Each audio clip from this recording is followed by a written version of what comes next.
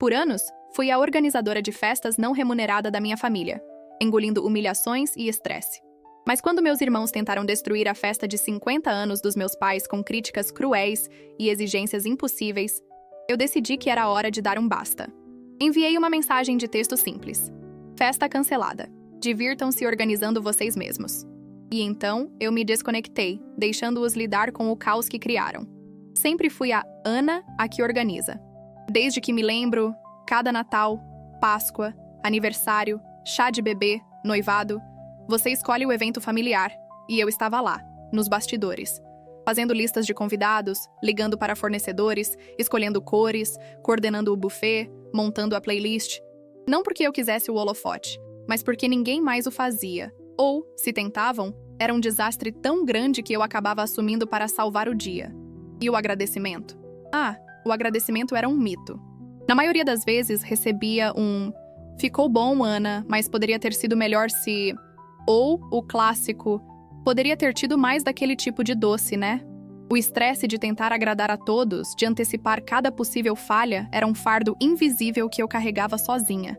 Eu engolia o nó na garganta, forçava um sorriso e já pensava no próximo desafio. E os custos? Nem me fale. Quantas vezes o orçamento familiar para um evento se tornava, na prática, uma conta que eu pagava do meu próprio bolso? Eu disfarçava como presentes ou contribuições generosas, porque era mais fácil engolir o gasto do que entrar em uma discussão sobre responsabilidades financeiras que eu sabia que não levaria a lugar nenhum. Por exemplo, na formatura do meu primo, eu presenteei com a decoração inteira e o bolo, porque a tia dele, que deveria organizar, não teve tempo. Ou o churrasco de Ano Novo, onde eu paguei toda a carne de qualidade, enquanto meus irmãos traziam refrigerantes e um pacote de pão de alho.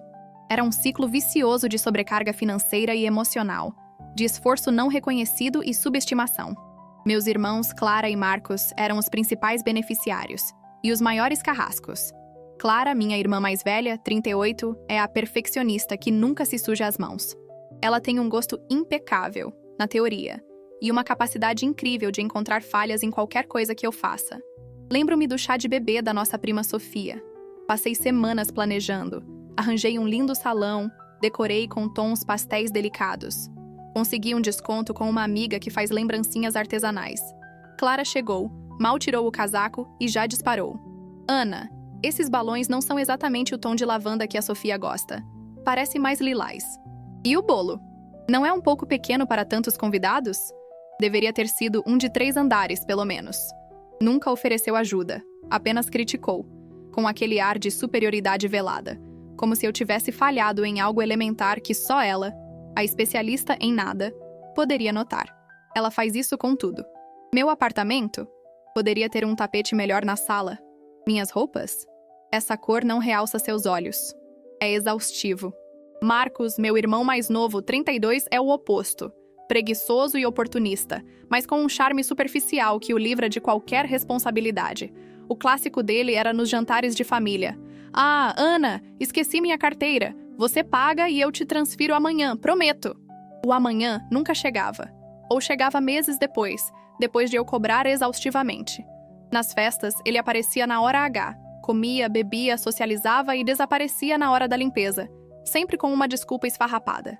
Mas era o primeiro a reclamar se a cerveja não estivesse gelada o suficiente ou se a música não fosse do agrado dele.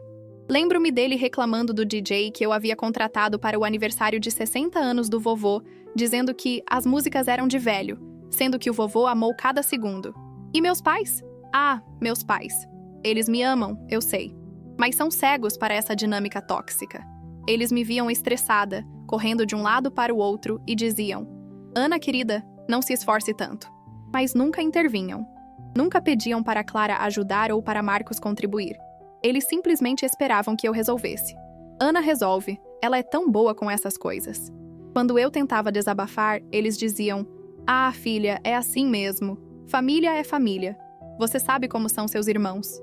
A paz superficial da família era mais importante para eles do que o meu bem-estar ou a justiça.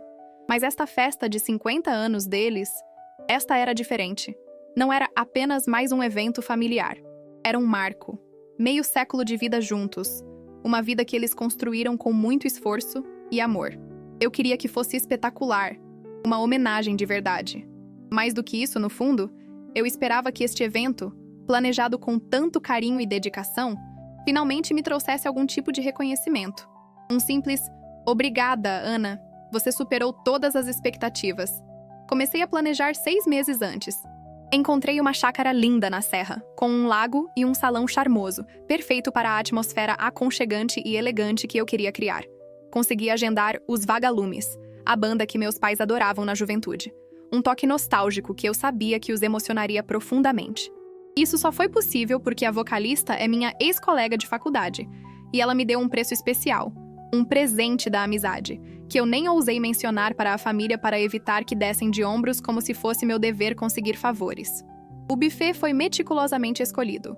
Os pratos favoritos deles, nem muito extravagantes, nem muito simples, apenas perfeitos, com opções vegetarianas e sem glúten para alguns convidados.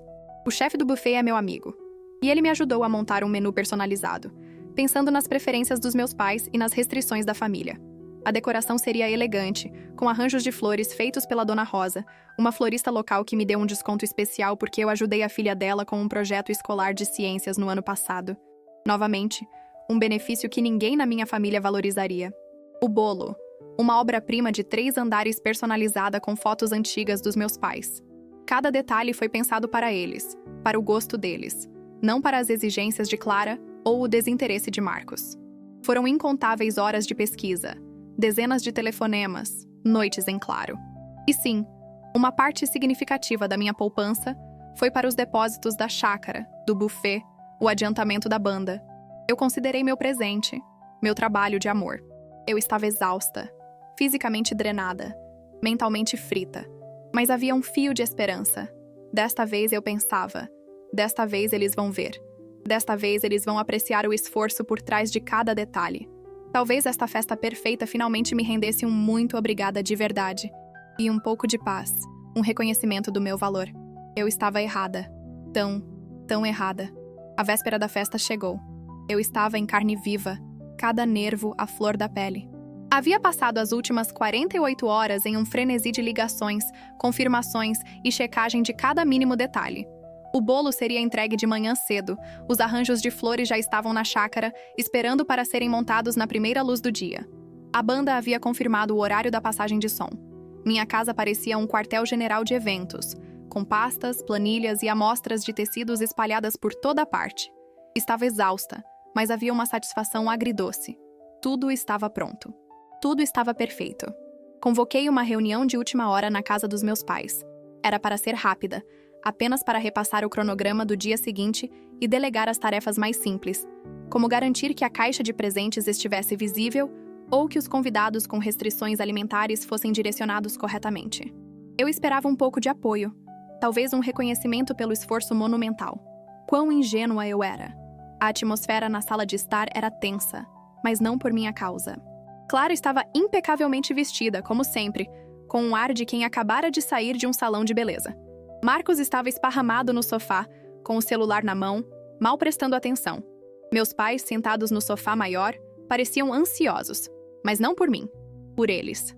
Bom, gente, comecei, tentando soar calma, mas minha voz tremia um pouco. Está tudo encaminhado. A chácara está linda. A banda está animada. O buffet pronto. Só precisamos de algumas ajudas amanhã.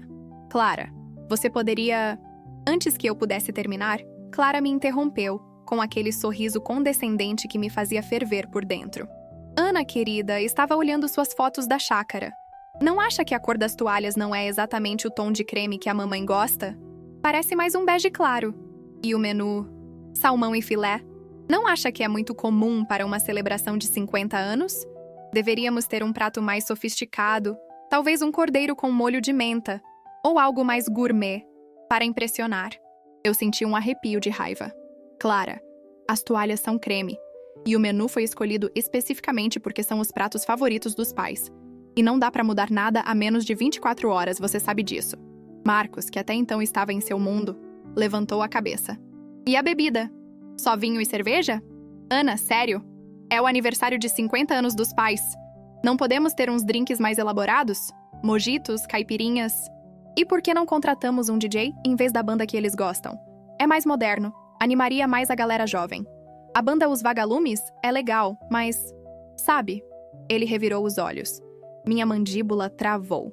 A banda que meus pais amavam. A banda que eu me esforcei tanto para conseguir. Eu olhei para eles, para o desdém em seus rostos, para a maneira como estavam desfazendo meses de trabalho com um simples aceno de mão e exigências impraticáveis e caras. Eles não tinham a menor noção do esforço, do custo, da logística. Vocês estão brincando, não é? Minha voz saiu mais baixa do que eu esperava, carregada de uma incredulidade dolorosa. Mudanças caras e impossíveis a menos de 24 horas do evento? Vocês acham que eu tenho um banco ilimitado e poderes mágicos? E então, meus pais entraram na conversa. Não para me defender. Nunca para me defender. Minha mãe olhou para meu pai. E ele, com uma expressão de quem queria evitar qualquer conflito, murmurou. Bem, Ana, talvez eles tenham razão. Queremos que seja perfeito. Seus irmãos só querem o melhor para nós. Aquelas palavras foram a gota d'água. Não era a crítica dos meus irmãos, nem suas exigências ridículas. Era a humilhação pública, dentro do nosso círculo familiar, e a traição de meus próprios pais, que preferiam validar a irresponsabilidade dos meus irmãos a reconhecer o meu esforço. Anos de esforço não reconhecido, de boa vontade explorada, de silêncio para manter a paz, tudo veio à tona. Meu peito apertou, mas não de tristeza. Uma fúria fria, uma clareza assustadora começou a se instalar. Eu senti uma quebra dentro de mim. O copo não transbordou. Ele rachou e se espatifou. Eu olhei para cada um deles. Para Clara, com seu ar de superioridade imaculada. Para Marcos, com seu sorriso preguiçoso e egoísta. Para meus pais, com seus rostos passivos, que tanto me amavam, mas tanto me subestimavam. Meu rosto estava pálido, mas havia uma calma assustadora que me envolveu. Eu respirei fundo, meu coração batendo como um tambor. Olhei para cada um deles, para o caos que eles esperavam que eu resolvesse, para a ingratidão em seus olhos. E então, uma calma gélida me invadiu. Peguei meu telefone, abri o grupo da família e, sem uma palavra, digitei. Devido às críticas e exigências de última hora, o evento foi cancelado. Sinta-se à vontade para organizar algo que atenda aos seus padrões. Estou de folga. Enviei. E então, com um clique, desliguei meu telefone. Minhas mãos tremiam, mas não de medo. Era uma vibração de adrenalina, de uma decisão que eu sabia que mudaria tudo. Desliguei o telefone, o som do clique ecoando na sala mais alto do que o silêncio que se seguiu. Ninguém disse uma palavra. Apenas me observaram com os olhos arregalados, enquanto eu pegava minha bolsa e saía da casa. Não houve gritos, não houve discussões. Apenas o som dos meus próprios passos ecoando no corredor. Eu entrei no meu carro, liguei o motor e dirigi. Não para casa, não para um lugar familiar. Eu havia planejado isso. Há meses vinha guardando um fundo de emergência na minha poupança secreta, uma quantia destinada a um retiro de paz caso eu chegasse ao limite. E aquele limite havia sido brutalmente alcançado. Reservei um spa boutique nas montanhas, com um pacote completo de desintoxicação. Ninguém da minha família sabia disso. Era meu santuário particular, meu plano de fuga. A cada quilômetro que me afastava da cidade, do caos que eu havia deixado para trás, uma camada de estresse parecia se desprender de mim. Eu respirei fundo, o ar puro das montanhas preenchendo meus pulmões. Cheguei ao spa, um lugar de paz e silêncio. Entreguei o telefone na recepção para que o guardassem em um armário seguro, longe do meu alcance. Só me entregue amanhã à noite, por favor. Quero estar completamente desconectada. A recepcionista sorriu, compreensiva. O resto do dia foi um borrão de puro relaxamento. Uma massagem de pedras quentes que dissolveu a tensão dos meus ombros e pescoço. Horas na piscina aquecida, observando a fumaça subir no ar frio. Uma refeição leve e deliciosa, sem nenhuma preocupação com o que os outros iriam comer. Sem listas, sem telefonemas, sem críticas. Era uma liberdade que eu não sentia há anos. Pela primeira vez em muito tempo, minha mente estava calma. Eu estava ali, presente, cuidando de mim. O mundo lá fora podia pegar fogo, mas eu estava em minha própria bolha de serenidade. Enquanto eu estava sendo massageada, com a mente tranquila, o inferno havia se instalado na casa dos meus pais. A mensagem no grupo da família foi lida com choque e descrença. Clara foi a primeira a reagir, claro. Ana, você enlouqueceu? O que significa isso de festa cancelada? Você não pode fazer isso. É o aniversário dos pais. Ela começou a ligar incessantemente para o meu número, seguida por Marcos, que enviava mensagens com emojis de raiva e pontos de interrogação. Mas meu telefone estava desligado, guardado, inatingível. Eles ligavam para o meu telefone fixo, que eu quase nunca usava, para os meus amigos mais próximos, para qualquer um que pudesse me encontrar. Nada. Meus pais, que haviam ficado em um estado de choque mudo, começaram a entrar em pânico. O que vamos fazer? Os convidados! Dezenas de pessoas vão aparecer amanhã. Não temos nada! Minha mãe, sempre mais emocional, começou a chorar. Meu pai, mais prático, mas completamente perdido, sem o meu guia, tentou acalmar a situação. Calma, calma. Os meninos vão resolver. Eles queriam mudanças. Agora eles fazem. Clara e Marcos, com a adrenalina do pânico correndo nas veias e a vergonha de ter que admitir que não tinham um plano B, tentaram assumir o controle. Ok, vamos resolver isso, Clara declarou com uma falsa confiança. Marcos, ligue para o buffet. Veja se conseguimos manter o horário e o menu. Marcos pegou o telefone, mas hesitou. Ligar para qual buffet? E qual era o menu? Eu não tenho os contatos da Ana. A ficha começou a cair. Eles não tinham nada. Nenhuma das planilhas que eu havia criado. Nenhum dos números de telefone de contato dos fornecedores. Eles sabiam o nome da chácara, mas não o contato do gerente para confirmar a reserva. Sabiam o nome da banda, os Vagalumes, mas não o número da vocalista que eu havia contatado pessoalmente. O chefe do buffet era um amigo meu. Eles nem sequer tinham o nome dele, apenas o da empresa. Clara tentou ligar para a chácara. Alô? Gostaria de confirmar a reserva para o evento da família Silva amanhã. A atendente, sem um código de reserva ou o nome de contato correto, foi evasiva. Senhora, precisamos de mais informações. Quem fez a reserva? Clara não sabia. Foi minha irmã, Ana. Ela cancelou, mas queremos reativar. A atendente respondeu que não havia cancelamento registrado e que qualquer alteração precisava ser feita pelo responsável da reserva. Marcos, por sua vez, tentou achar um DJ moderno de última hora. Pesquisou no Google, ligou para alguns, mas os preços eram exorbitantes para a véspera de um evento, ou simplesmente não havia disponibilidade. Ele tentou ligar para os Vagalumes, mas só encontrou a página genérica da banda, sem um contato direto para agendamento. Minha força secreta, minha rede de contatos, o planejamento meticuloso, o conhecimento íntimo de cada detalhe, a confiança que eu havia construído com os fornecedores, se tornou dolorosamente evidente pela sua ausência. Eles tentaram improvisar, mas cada tentativa revelava a profundidade de sua incompetência. Vamos pedir pizza para os convidados, sugeriu Marcos desesperado. E a decoração? Podemos comprar uns balões e umas flores no supermercado, Clara propôs, como se fosse a mesma coisa que os arranjos da Dona Rosa. Meus pais assistiam a tudo, cada vez mais desesperados, vendo a casa que eu tinha transformado em um centro de operações se transformar em um campo de batalha de incompetência. O sucesso de Ana neste ato não era ativo, mas passivo. Era a capacidade de se desvincular e de se priorizar, enquanto o mundo que ela sustentava começava a ruir sem ela. Eu estava em uma jacuzzi, observando as estrelas, enquanto minha família mergulhava em um pesadelo que eles mesmos haviam criado, sem a menor ideia de como sair dele. E eu, pela primeira vez em muito tempo, não me sentia culpada, apenas em paz. É o dia do aniversário dos meus pais. Para mim, no entanto, era apenas um sábado glorioso. Acordei no spa sentindo-me mais leve do que em anos.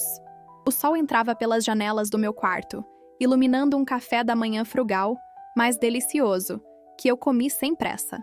Não havia listas de tarefas, nem prazos, nem expectativas de terceiros. Apenas a tranquilidade de estar ali, completamente desplugada. Fiz uma sessão de yoga matinal com vista para as montanhas, segui para a hidroginástica e depois me entreguei a mais uma massagem relaxante. Cada músculo do meu corpo parecia agradecer a pausa forçada. Minha mente, antes um turbilhão de detalhes e preocupações, estava serena. Era uma paz profunda, conquistada a duras penas. Eu me sentia vitoriosa, não por ter ganhado uma discussão, mas por ter me priorizado finalmente. Enquanto eu flutuava em um mar de bem-estar, o cenário na chácara dos meus pais era de puro desastre. Às 10 da manhã, o porteiro da chácara já estava ligando para o telefone fixo da minha mãe. Confuso. Dona Lúcia, os primeiros convidados estão chegando para a festa, mas o salão está vazio. Não tem decoração, nem buffet montado. A banda Os Vagalumes ligou perguntando se o evento foi cancelado, pois não conseguem falar com a Ana. Minha mãe, já chorando desde a noite anterior, tentou explicar algo sobre mudanças de última hora, mas a voz embargada não ajudava. Meu pai, com o rosto vermelho de vergonha, correu para a chácara. Chegando lá, a cena era patética. O salão, que eu havia imaginado repleto de flores e luzes suaves, estava escuro e frio.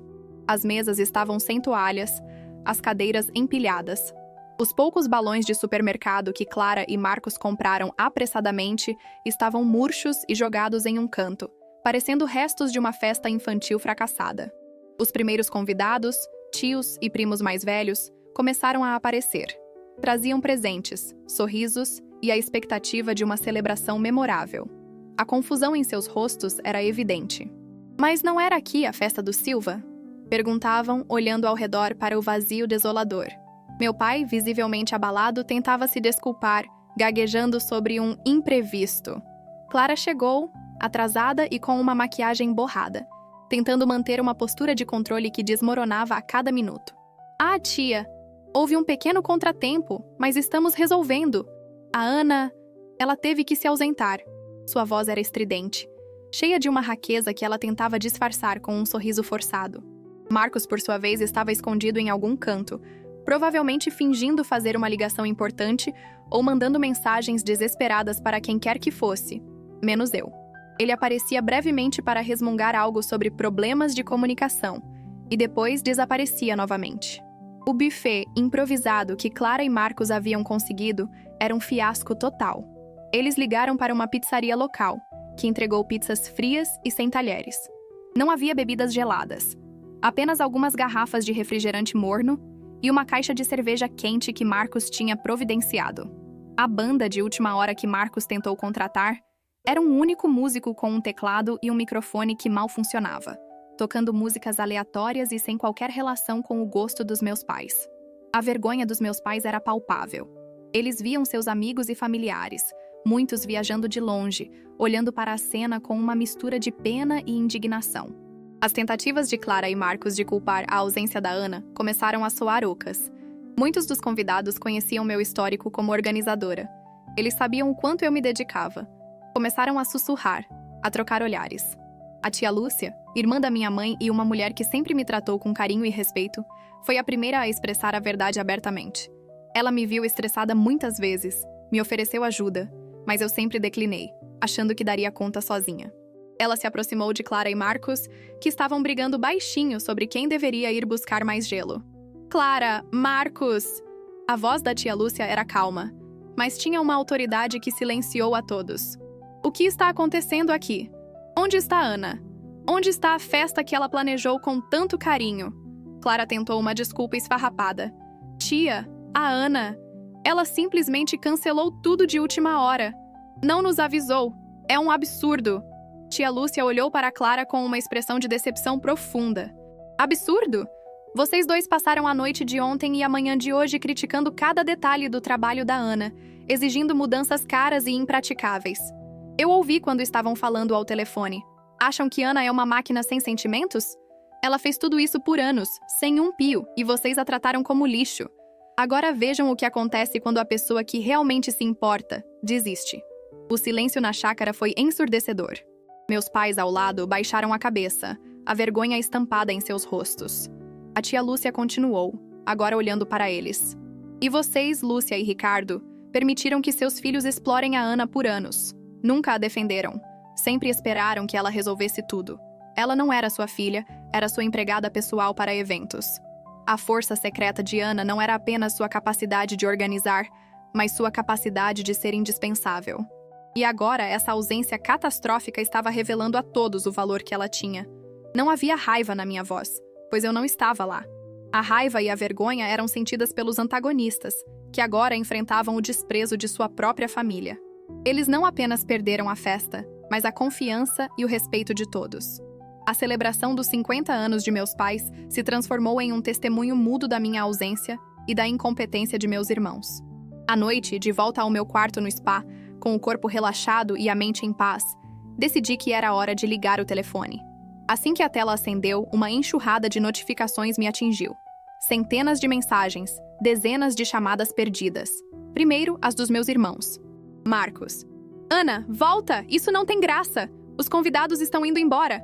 Você nos colocou numa situação horrível. Clara. Ana, você é completamente irresponsável. Como pôde fazer isso com nossos pais? Arruinou tudo! Você tem que vir resolver!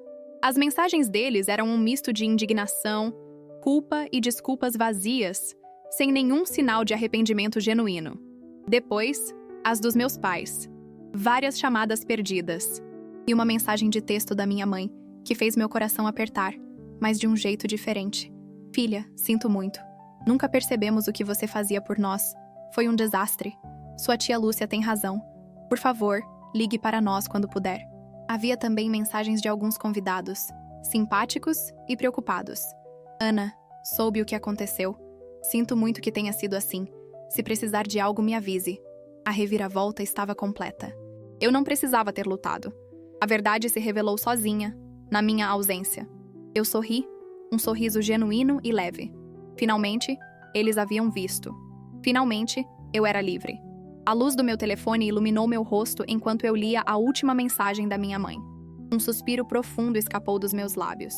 Era uma mistura complexa de sentimentos. Alívio, sim, mas também uma pontada de tristeza pelo que meus pais haviam passado. No entanto, a paz que senti superava qualquer outra emoção. Eles finalmente viram.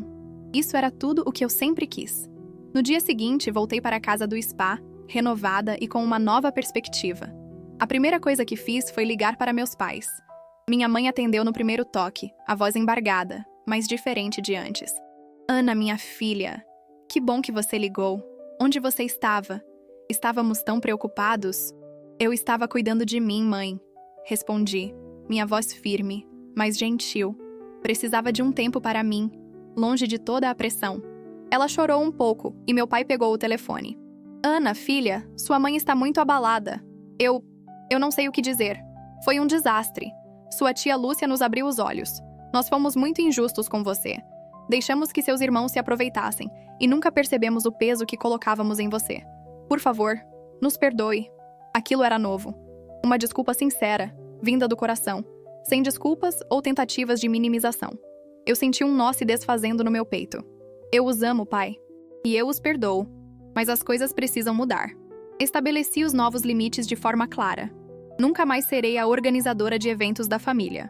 Eu posso ajudar com ideias, dar algumas sugestões de fornecedores, mas a execução, o planejamento, os custos, serão responsabilidade de vocês ou de quem se oferecer. Se quiserem algo, terão que planejar e executar vocês mesmos. Eu expliquei que, embora os amasse, não podia mais permitir que meu tempo e bem-estar fossem explorados. Que minha energia era finita e que eu precisava priorizar minha própria vida. Meus pais, surpreendentemente, aceitaram. Eles estavam genuinamente chocados com a dimensão do desastre da festa e com a percepção da família. A tia Lúcia havia feito um bom trabalho ao confrontá-los, e a ausência da minha força secreta revelou a eles o quanto eu era essencial e o quanto eles dependiam de mim. Eles prometeram que iriam conversar seriamente com Clara e Marcos, e que as coisas seriam diferentes a partir de agora. Com Clara e Marcos, a situação foi diferente. Eles tentaram ligar para mim várias vezes, e eu ignorei a maioria das chamadas. Quando finalmente respondi a uma de Clara, ela ainda estava na defensiva. Ana, você não podia ter feito isso. Nós passamos a maior vergonha. Nossos pais estão desolados. Vocês causaram a vergonha, Clara. Eu disse, sem levantar a voz. Eles estão desolados porque a festa que eu planejei com meses de antecedência, pensando em cada detalhe para o gosto deles, foi sabotada pelas suas críticas vazias e pelas exigências irrealistas de vocês. Eu avisei. Vocês não me ouviram. Agora, arquem com as consequências. Ela ficou em silêncio. Marcos pegou o telefone. Ana, por favor, me desculpa. Eu não sabia. Eu não tinha ideia de como era difícil. A gente pode tentar de novo, você organiza e a gente ajuda de verdade dessa vez? Eu ri, sem humor. Não, Marcos, eu estou de folga. Para sempre. Da organização de eventos da família, pelo menos. Vocês queriam algo que atendesse aos seus padrões? Ótimo. Agora vocês terão que criar isso, sozinhos. E desliguei o telefone antes que pudessem protestar novamente. As consequências da reviravolta foram imediatas e duradouras. A reputação de Clara e Marcos dentro da família foi abalada de forma irreparável. Eles eram vistos como ingratos, incompetentes e, francamente, egoístas. Durante as semanas seguintes, ouvi histórias de primos e tios que os confrontaram, perguntando por que não tinham ajudado Ana.